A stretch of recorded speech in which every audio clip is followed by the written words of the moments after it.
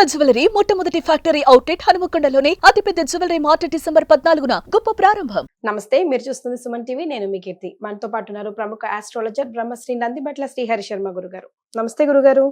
వాగర్థావివ సంపృక్తౌ వాగర్థ ప్రతిపత్తయే జగతః పితరౌ వందే పార్వతీ పరమేశ్వరౌ. సదాశివ సమారంభాం శంకరాచార్య మధ్యమాం అస్మదాచార్య పర్యంతం వందే గురు పరంపరాం. ఆదిత్యాయ చ సోమాయ మంగళాయ బుధాయ చ గురు శుక్ర శనిభ్యశ్చ రాహవే కేతవే నమః. శృంగేరి జగద్గురు పీఠాధిపతులకి కంచి పీఠాధిపతులకి నమస్కారములు తెలియజేసుకుంటూ కార్యక్రమాన్ని ప్రారంభిద్దాం.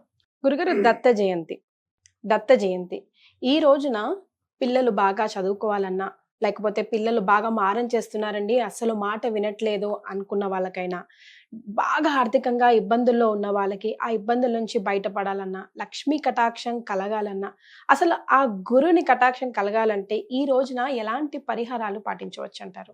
దత్త జయంతి మార్గశిర మాసములో చతుర్దశి తిథి రోజున బుధవారము కృత్తికా నక్షత్రం ఉండగా దత్తుడి యొక్క జన్మ జరిగింది.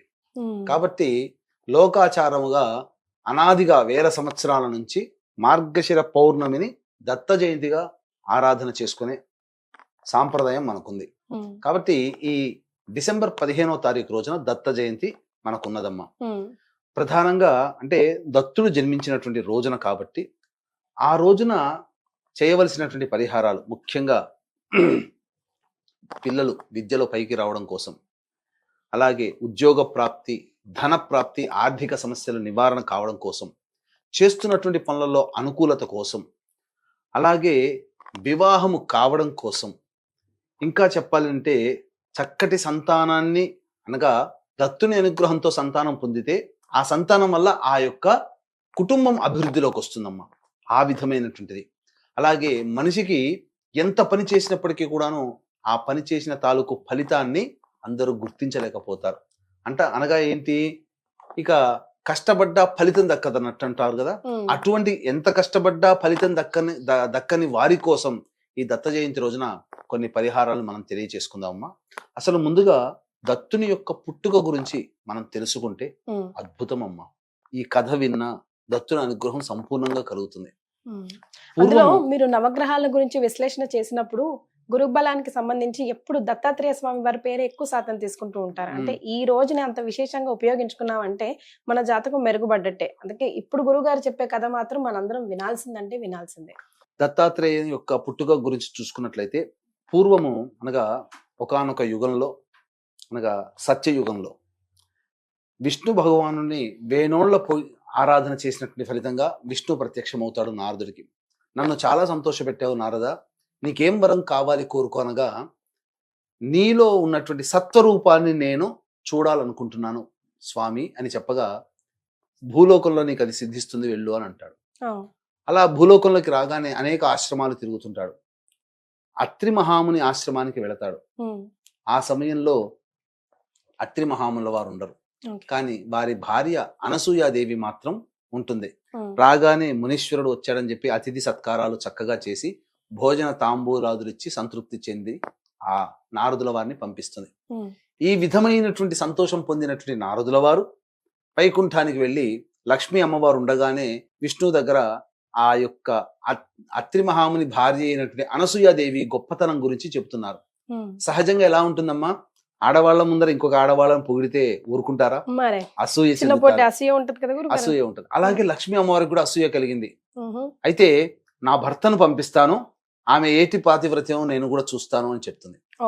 ఈయన గారు మళ్ళీ కైలాసానికి వెళతారు. మళ్ళీ పార్వతీదేవి ముందర ఉండగానే శంకర్ల వారికి చెప్తారు.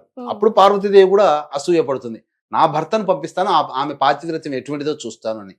అలాగే పరీక్ష కోసం ఇదంతా కూడా.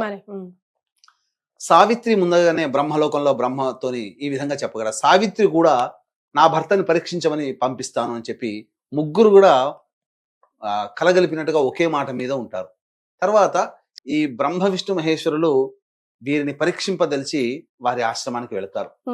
ఎలా వెళ్తారో బ్రాహ్మణ సన్యాసి రూపంలో వెళతారు. భవతి భిక్షాందేహి అనగానే చక్కగా అత్రి మహాముని వారు కూడా చాలా సంతోషించి, అనుకోని అతిథులు దేవతా స్వరూపం చెప్పి వాళ్ళని సాధారణంగా ఆహ్వానించి భార్యని పురమాయిస్తారు, చక్కగా వంటలు అవన్నీ చేయమని చెప్పి. అంతటా వాళ్ళు ఏమి కండిషన్ పెడతారంటే, ఈవిడ వివస్త్రగా మాకు వడ్డించాలి అని చెప్పి ఓ. పెడతారు. అంతటా అత్రి మహాముని ఒకసారి కంగు తింటాడు. ఏంటి ఇలాంటి కోరిక కోరారు, ఎవరు సన్యాసులు ఇలాంటి కోరిక అడగరు కదా అని చెప్పి దివ్య దృష్టితో చూస్తే వచ్చిన వాళ్ళు సాక్షాత్తు త్రిమూర్తులు. ఉమ్. ఈ విషయం అనసూయాదేవికి చెబుతుంది. ఎలా అండి అని అంటే అప్పుడు ఒక మంత్రోదకం ఇస్తాడు. ఆ మంత్రోదకం ఆ భర్త యొక్క చెప్పినటువంటి మంత్రోదకాన్ని మనసులో స్మరించేసుకొని ఆ ముగ్గురు మీద చల్లగానే వాళ్ళు పసి బాలులు అయిపోతారు, చంటి పిల్లలు అయిపోతారు. ఓ. అప్పుడు వాళ్ళని ఆలనా పాలన ఇచ్చేసి చక్కగా వారిని ఊయల్లో వేసి చక్కగా ఆడించుకుంటూ ఉంటుంది. ఇక్కడ త్రిమూర్తులు లేరు. ఆ లేరన్న విషయం ఎక్కడ పోయారో తెలియ విషయం కోసం వెతుకుతూ ఉంటుంటే అత్రి మహాముని ఆశ్రమంలో ఉన్నారు తెలుసుకొని నారదులు వారిని పట్టుకొని అత్రి మహాముని ఈ ఆశ్రమం అదిగో అని చెప్పి అల్లంత దూరం నుంచి చూపిస్తాడు. లోపలికి వెళ్తారు. ముగ్గురు చక్కగా అత్రి మహాముని భార్య అయినటువంటి అనసూయ ఒళ్ళో ఆటలాడుకుంటుంటారు. ఉమ్. చూసింది తప్పైపోయిందమ్మా, మీ యొక్క పాతివ్రత్యాన్ని శంకించాము, అనుమానించాము, మిమ్మల్ని పరీక్ష పెట్టమని చెప్పి పంపిస్తే మా భర్తలు ఇలా అయ్యారు, కాబట్టి మళ్ళీ మా భర్తలు మాకు ఇవ్వండి అమ్మా అని చెప్పి వేణోళ్ళ వేడుకుంటుంది అనసూయాదేవిని. ఈ ముగ్గురు మూర్తులు కూడా ఉమ్. భార్యలు. అంతటా మళ్ళీ మంత్రోదకం ఇస్తాడు. ఆ మంత్రోదకం చల్లగానే త్రిమూర్తులు ప్రత్యక్షమవుతారు, యథారూపాన్ని పొందుతారు. ఉమ్. అంతటా త్రిమూర్తులు చాలా సంతోషిస్తారు. ఇంత గొప్పదైనటువంటి మహాపాతివృత్యం కలిగినటువంటి భార్యను పొందిన ఓ అత్రి మహాముని, నీకేం వరం కావాలి కోరుకో అని అడుగుతారు. అంతటా మీ త్రిమూర్తుల అంశతో మాకు సంతానం కావాలి అని చెప్పి కోరుకుంటారమ్మా. ఉమ్. అంతటా విష్ణుమూర్తి అంశతో దత్తాత్రేయుడు, ఈశ్వరుని అంశతో దూర్వాస మహాముని, బ్రహ్మ అంశతో చంద్రుడు ముగ్గురు జన్మిస్తారు ఈ అత్రి మహాముని దంపతులకి. ఈ దత్తాత్రేయుడే సత్వస్వరూపము.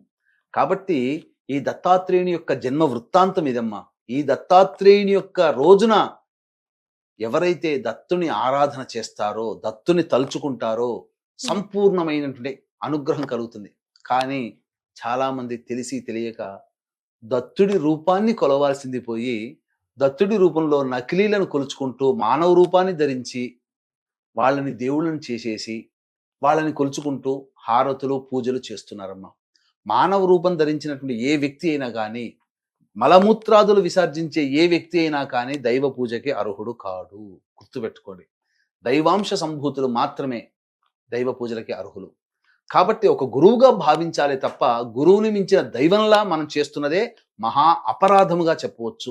ఈనాడు చాలా మంది అజ్ఞానముతో బాబాల ఆశ్రమాల చుట్టూ, బాబాల మందిరాల చుట్టూ తిరిగి తమ విలువైనటువంటి సమయాన్ని, భక్తిని కోల్పోతున్నారు. ప్రయోజనం లేదు. ఒక్క ఉదాహరణ చెప్తానమ్మా. గురుగారు. మీకు ఒక డిపార్ట్మెంట్ ఉంటుంది, ఎలక్ట్రిసిటీ డిపార్ట్మెంట్ అనుకోండి. ఇంట్లో కరెంటు ప్రాబ్లం వచ్చింది. ఉమ్. ఎలక్ట్రిసిటీ డిపార్ట్మెంట్ లో ఉండే డైరెక్టర్ మనకు చాలా సన్నిహితుడు, చిన్నప్పటి నుంచి కలిసి పెరిగాం. పిఏ కూడా మనం ఈ మధ్య పరిచయం పెంచుకున్నాం. పిఏతో ఉమ్. మనకు ఏదైనా పని వస్తే డైరెక్టర్ దగ్గర పోతామా, పిఏ దగ్గరికి పోతామా? డైరెక్టర్ దగ్గరికే వెళ్తాము. మనకు ఇష్టమైన వాడు, మనల్ని చిన్నప్పటి నుంచి చూసిన వాడు. అటువంటి స్థాయి కలిగినటువంటి దత్తాత్రేయుని వదిలిపెట్టి ఈ మధ్య కొత్తగా అవతారం ఎత్తినటువంటి ఈ బాబాల ఆశ్రమాల చుట్టూ, బాబాల చుట్టూ తిరిగి వాళ్ళకి పాద పూజలు చేసి, ఇవన్నీ చేసి ఏంటమ్మా విచిత్రం? వాళ్ళకి ఎక్కడ దైవ ఆరాధన ఎక్కడ ఉంటుంది? దైవానుగ్రహం ఎలా కలుగుతుంది? దత్తాత్రేయుని మించిన అవతారంగా బాబాలను చూస్తున్నారు ఈ మధ్య. ఉమ్. అసలు దత్తాత్రేయుడు అడుగంటిపోయాడు. కాబట్టి ఇది చాలా దుర్మార్గమైనటువంటి, హేయమైనటువంటి చర్యగా చెప్పవచ్చు. కనీసం దత్తాత్రేయ జయంతి రోజునైనా కానీ దత్తాత్రేయుని ఆరాధన చేసే అలవాటు పెట్టుకోండి. ఇంకొక విషయం చెప్తానమ్మా. గురుగారు. ఇంట్లో గడ్డాలు, మీసాలు కలిగినటువంటి విగ్రహాలు కానీ, ఫోటోలు కానీ ఉండకూడదు. పూర్వకాలంలో ఉంచుకునేవాళ్ళు కారు. గడ్డాలు, మీసాలు ఎవరి ఫోటోలు ఉన్నటువంటి దేవతామూర్తుల్ని ఎవరైతే పెట్టుకుంటారో వాళ్ళ ఇంట్లో నిత్యము దరిద్రం తాండవిస్తుంది, నిత్యము కొట్లాడుకుంటూ ఉంటుంటారు. ఈ మధ్య అనేక వివాదాలు చూస్తున్నాం కదా. కాబట్టి అటువంటి పూర్వం లక్ష్మీనరసింహస్వామి విగ్రహాన్ని చూసారా మీ చిన్నతనంలో? ఉమ్. మన శిల్పంలో రాముల వారికి, కృష్ణుల వారికి వాళ్ళు మగవాళ్లే, ఉమ్. కానీ కారణ జన్ములు. మరి వారి విగ్రహాలు, పూజించే విగ్రహాలకు ఎక్కడైనా మీసాలు, గడ్డాలు ఉంటాయా? చూడలేదు. శిల్పశాస్త్రం ఒప్పుకోదు. ఉమ్. కాబట్టి అటువంటి గడ్డాలు, మీసాలు ఉన్నటువంటి విగ్రహాలు కానీ, చిత్రపటాలని కానీ పూజించడం హైందవ సాంప్రదాయము కాదు. ఓ. ఇది. ఇక మనం పరిహారాల గురించి తెలుసుకుందాం. ముఖ్యంగా 2 పరిహారాలు మాత్రం చేసుకోవచ్చునమ్మా. ఒకటి మనం చెప్పుకునేటువంటి పరిహారం ఏంటంటే, చక్కగా సమయం చూసుకొని సమయాన్ని పెట్టుకొని కేవలం ఆ రోజు మొత్తం పెట్టుకోవాల్సినటువంటి పరిహారం. ఇంకొకటి, సమయం లేకపోయినా ఉన్న కొద్ది సమయంలోనైనా భక్తితో చేసుకున్న దేవతానుగ్రహం కలుగుతుంది. ఈ 2 పరిహారాలు చెప్పుకోవచ్చమ్మా. వీక్షించేటువంటి ప్రేక్షకులకి గమనిక, జాతకరీత్యా కలుగు విద్య, వివాహ, ఉద్యోగ, దాంపత్య, సంతాన, అనారోగ్య సమస్యల నివారణకి మరియు గోచార రీత్యా వృషభ, మిథున, కర్కాటక, సింహతుల, వృశ్చిక, మకర, కుంభ, మీన రాశిలో జన్మించిన వారికి శనిదోష పరిహారార్థమై సర్వదోష నివారణ పూజల, హోమాలు మహామహిమాన్వితమైనటువంటి సుప్రసిద్ధ కాశీ క్షేత్రంలో దత్త జయంతి సందర్భంగా డిసెంబర్ 15వ తారీఖు రోజున పర్ హెడ్ 1500 రూపాయలకి చేయించడం జరుగుతుంది. అవకాశం ఉన్న వాళ్ళు కార్యక్రమ తదనంతరం కాంటాక్ట్ చేసి మీ గోత్రనామాలు నమోదు చేసుకోవచ్చు. ఈ డిసెంబర్ 15 ఆదివారం అయింది, కలిసి వచ్చింది. ఆ రోజంతా సెలవు దినం కాబట్టి బ్రహ్మముహూర్త కాలంలోనే లేచి కాలకృత్యాదులు తీర్చుకొని ఉదయిస్తున్నటువంటి సూర్యుడికి ఒకసారి నమస్కారం చేసి 3 సార్లు అర్ఘ్యం ఇచ్చి సూర్యాష్టకం 6 సార్లు పారాయణం చేసి ఇంట్లో ఆవు నేతితో దీపారాధన చేసి అప్పుడు దత్త చరిత్ర పారాయణం చేయాలి. గురు చరిత్ర అనగానే ఈ మధ్య కొత్తగా పుట్టుకొచ్చినటువంటి సచ్చరిత్రలు చదువుతున్నారు. కాదమ్మా, గురు చరిత్ర అంటే దత్తాత్రేయుని చరిత్రే. అది కూడా గోరఖ్పూర్ గీతా ప్రెస్ వాళ్ళు ప్రచురించిన దత్త చరిత్ర ప్రామాణిక గ్రంథం. ఓకే. ఇక ఈ మధ్య పిఠాపురంలో కూడా ముద్రిస్తున్నారు, కానీ అవైదికమైనటువంటి సాంప్రదాయం అందులో ఉంది. మన ధర్మం కాని ధర్మం అందులో ప్రచురించబడి ఉంది. కాబట్టి పిఠాపురం వాళ్ళు ఇచ్చేటువంటి దత్త చరిత్ర పారాయణ గ్రంథం పారాయణానికి పనికి రాదు. గీతా ప్రెస్ వాళ్ళది పారాయణానికి పనికి వస్తుంది. కాబట్టి గీతా ప్రెస్ వాళ్ళు ముద్రించినటువంటి దత్త చరిత్ర ఉదయం నుంచి సాయంత్రం కాలం సమయంలో ఒక చరిత్ర మొత్తం పూర్తి చేయండి. ఉపవాసం ఉండండి ఆ రోజు. సాయంకాలం శివుణ్ణి ఆరాధించే వాళ్ళు శివాలయం, విష్ణువుని ఆరాధించే వాళ్ళు విష్ణు ఆలయానికి వెళ్ళి, చక్కగా అమ్మవారిని ఆరాధించే వాళ్ళు అమ్మవారి దేవాలయానికి వెళ్ళి అక్కడ అర్చనలు జరిపించుకొని చంద్రుడిని, నక్షత్రాలు చూసి ఇంటికి వచ్చి భోజనం చేయండి. ఆ రోజున అన్నదానం చేయండి. ఇది కాస్త కఠినం, ఎందుకంటే ఒక రోజు మొత్తం గ్రంథాన్ని పఠించాలి. ఈ పౌర్ణమి రోజున దత్త క్షేత్రాలు ఏవంటే పిఠాపురము, కురువపురము, గాణుగాపురం, ఈ 3 దత్త క్షేత్రాలు.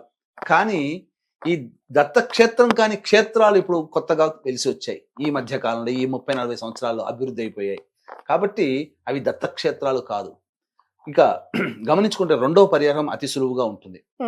నవగ్రహాల చుట్టూ శివాయ నమః అంటూ 27 ప్రదక్షిణలు చేసి ఉదయాన్నే 7 గంటలకల్లా వెళ్ళిపోతే, తదనంతరం ఉత్తరం వైపున ఫేస్ పెట్టినటువంటి విగ్రహం ఉంటుంది నవగ్రహాల్లో, అది గురుస్వరూపం. కాబట్టి ముందు రోజే నానబెట్టినటువంటి 108 శనగల దండని ఆ గురుగ్రహానికి వేసి పసుపు రంగు పూలతో అర్చన చేసుకోవాలి. చేసిన తర్వాత ఆ తదనంతరం శనగపిండితో చేసినటువంటి బూందీ లడ్డు నైవేద్యంగా పెట్టాలి. ఇక ఆ రోజునంతా కూడా ఉపవాసం ఉండవచ్చు, ఇబ్బంది పడాల్సిన అవసరం లేదు, భోజనం చేయవచ్చు. కానీ మళ్ళీ ప్రదోషకాల సమయానికి దేవాలయానికి వెళ్ళి అర్చనాభిషేకాదులు జరిపించుకొని చంద్ర దర్శనం చేసి భోజనం చేయాలి. ఆ రోజున అన్నదానం చేస్తే చాలా విశేషం అమ్మా. ఇది ఈ యొక్క 2 పరిహారాలు గనక ఏ వ్యక్తి అయితే చేస్తాడో దత్త జయంతి సందర్భంగా ఆ దత్తుని అనుగ్రహం సంపూర్ణంగా కలుగుతుంది. ఒక్కసారి మనం పారాయణం చేసామా, 108 పారాయణాలు చేసిన పుణ్య ఫలితం దత్త జయంతి అయినటువంటి డిసెంబర్ 15వ తారీఖు రోజునే వస్తుంది. కాబట్టి చాలా చక్కగా ఈ వచ్చినటువంటి సమయాన్ని అందరూ వినియోగించుకొని అసలు సిసలైన దత్తాత్రేయుని మాత్రమే ఆరాధన చేయండి. మిగతా మనుషులుగా పుట్టి మనిషిగా చనిపోయినట్లు వ్యక్తులు దత్తునిగా ఆరాధన చేయకండి. ధర్మాన్ని పాటించండి, ధర్మాన్ని రక్షించండి. గురుగారు, గాంగాపురం టాపిక్ వచ్చింది కాబట్టి నెగిటివ్ పవర్స్ ఉన్నా కూడా, లేకపోతే కొంచెం మెంటల్లీ ఛాలెంజ్డ్ ఉన్న వాళ్ళు కూడా గాంగాపూర్లో దత్తాత్రేయ ఆరాధన చేస్తే చాలా మంచిది, నిద్రిస్తే చాలా మంచిది అంటారు కదా. అలాంటి వాళ్ళకి కూడా సూచించండి గురుగారు, బికాస్ ఆ రోజుని సద్వినియోగం చేసుకోవచ్చు కదా. మనకున్నటువంటి 3 దత్త క్షేత్రాల్లో ఈ క్షేత్రం చాలా గొప్పదమ్మా. గాంగాపురం సాక్షాత్తు అవతార స్వరూపంగా ఉన్నటువంటి నృసింహ సరస్వతి స్వామి వారు అక్కడ ఉన్నటువంటి సందర్భం, తపస్సు చేసినటువంటి సందర్భం. అమరజ భీమా నది సంగమ ప్రదేశం. అక్కడ వైబ్రేషన్ చాలా మామూలుగా ఉండదమ్మా. రోజు 100 పారాయణాలు అవుతాయి. అక్కడికి వెళితే చాలు, ఆ ప్రదేశంలో ఒక పావు గంట అరగంట సమాధి స్థితిలో ఉంటే చాలు, నెగిటివ్ ఎనర్జీ అంతా పోతుంది.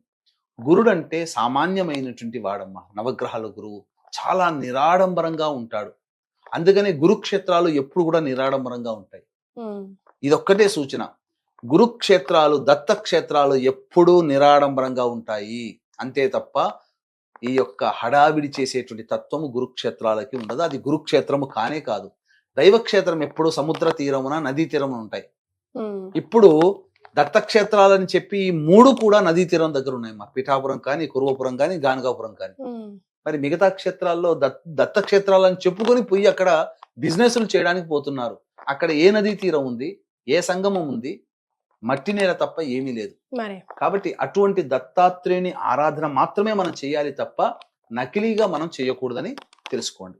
ఎస్. సో గురుగారు చెప్పిన పరిహారాలు పాటించండి, దత్త జయంతిని సద్వినియోగం చేసుకోండి. చాలా సంతోషం గురుగారు, ధన్యవాదాలు. సర్వం శ్రీ ఉమామహేశ్వర పరబ్రహ్మార్పణమస్తు.